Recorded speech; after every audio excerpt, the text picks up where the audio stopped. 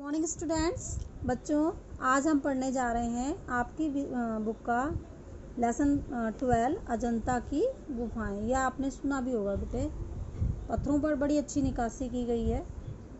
एक पत्र लिखा गया है, जैसे आप जो है कहीं भी जाते हैं तो अपने फ्रेंड को बोलते हैं मैं वहाँ गया था, मैंने ये देखा था। तो एक बच्चे ने पत्र लिखा है 10 जून को। ये सन जो है आप कोई भी डाल सकते हैं।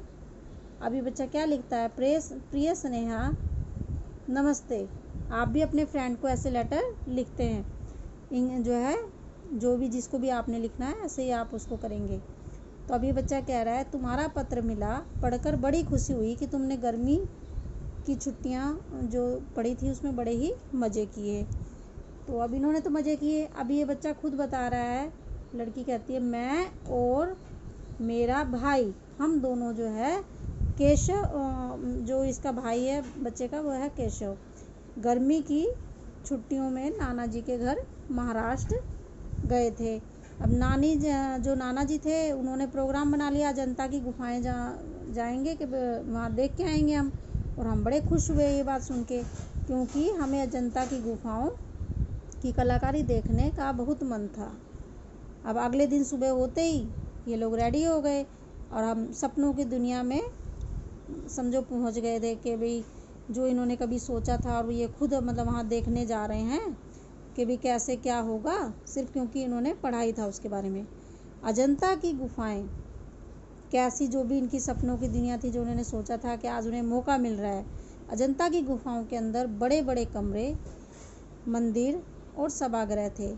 इनकी जो छतों व दीवारों पर चित्र और मूर्तियाँ बनी हुई थी। अजंता में छोटी बड़ी 29 गुफाएं हैं। इनमें 5 तो मंदिर हैं जो कि चैत्य गुफाएं कहलाते हैं और ये केवल प्रार्थना उपासना के लिए ही बने हैं। बाकी 24 जो विहार गुफाएं हैं जिनमें रहकर बौद्ध लोग पढ़ते लिखते हैं। तो 20 जो है 9 जो है टोटल गुफाएं हैं बच्चों, और उसमें से 5 जो हैं वो मंदिर जिसको चैत्य गुफाएं कहते हैं, और बाकी जो आपकी 24 बची हैं वो विहार गुफाएं हैं। विहार मतलब कि वहाँ लोग घूमते हैं, मतलब पढ़ाई करते हैं बौद्ध लोग जो होते हैं, बौद्ध धर्म को मानने वाले। और सबसे जो महत्वपूर्ण वो बात है वो है सभी गुफाएं एक ही पहाड़ को काट कर बनाई गई हैं। और उससे भी बड़ी बात है कि अलग अलग समय में बनी है गुफाएं, ना कि एक ही बार में। ये गुफाएं अलग अलग समय में बनी हैं। और आश्चर्य की बात तो यह है कि कारीगरों ने इनमें इस तरह से सुराख बनाए हैं कि मूर्तियों से छन छन कर रोशनी अंदर आती है। जो छतों पर जो है बनी हुई हैं मूर्तियाँ, अंदर इन्हीं से छन के आती है, रोशनी से मूर्तियाँ एकदम जगमगा उठती हैं। इन चित्रों का जो मुख्य विषय है वो है बौद्ध के जीवन से जुड़ी जातक कथाएं। उनसे जितनी भी जुड़ी हुई बातें हैं वो उन जो है चित्रों के माध्यम से बताई जाती हैं, और उसके अलावा बौद्ध धर्म के बारे में। लेकिन शायद चित्र बनाने वालों को अपने आसपास के जीवन को भी सजीव रूप देना था। सजीव होता है जिनमें जान होती है, तो इसलिए उन्होंने चित्रों में जंगल, जानवर, लोग, राजा रानी, इन सब को भी चित्रित किया। अजंता में बने चित्रों के रंग खनिज से बने हुए हैं। जो अजंता की जो चित्र बने हुए हैं, उकेरे गए चित्रों को, उनमें जो कलर किया गया है वो खनिजों के, मिनरल के जो कलर से किया गया है।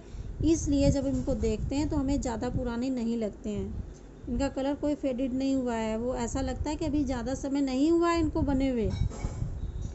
इन गुफाओं को देखकर लगता है कि उस समय भारतीय कला अत्यंत ही उच्च शिखर पर थी। अजंता के चित्रों और कलाकारी ने हम सभी का मन मोह लिया, और हमारी संस्कृति कितनी प्रभावशाली है अजंता इस बात का एक सबूत है। अजंता की यादों को अपने मन में कैद करके हम वापस आ गए। अंकल और आंटी को नमस्ते कहना। अभी जो बच्चा लिख रहा है वो है तुम्हारी सखी मीन्स फ्रेंड उसकी शिवानी। तो बच्चा किसको लिखा गया है, स्नेहा को पत्र लिखा गया है, और किसने लिखा है, शिवानी ने लिखा है। तो ये आपको पत्र लिखने का एक तरीका भी बता रखा है कि आपने अपने फ्रेंड को लिखना है तो कैसे लिखना है। डेट डालेंगे, फिर उसको जो भी प्रिय वगैरह जो आप विश करना चाहते हैं विश करेंगे, अपना नाम डालेंगे, जिसको आप लिख रहे हैं उसका नाम डालेंगे, और एंड में अपना अपना नाम डालेंगे जब आप अपनी बात कह देंगे। अब ये आपके बेटे क्वेश्चन आंसर हैं। अब जैसे शिवानी गर्मियों की छुट्टी में कहाँ गए थे, तो अपनी नाना जी के कहाँ गए थे, कहाँ, महाराष्ट्र में गए थे। शिवानी के साथ कौन गया था, तो शिवानी के साथ उसका भाई केशव गया था। अजंता में कुल कितनी गुफाएं हैं, 29 गुफाएं हैं। तो इसी तरह से बाकी के भी ये क्वेश्चन आंसर हैं बेटे आपके। जब आप चैप्टर अच्छे से पढ़ेंगे, वीडियो देखेंगे, तो आपको आसानी से आप कर पाएंगे। थैंक यू बेटा।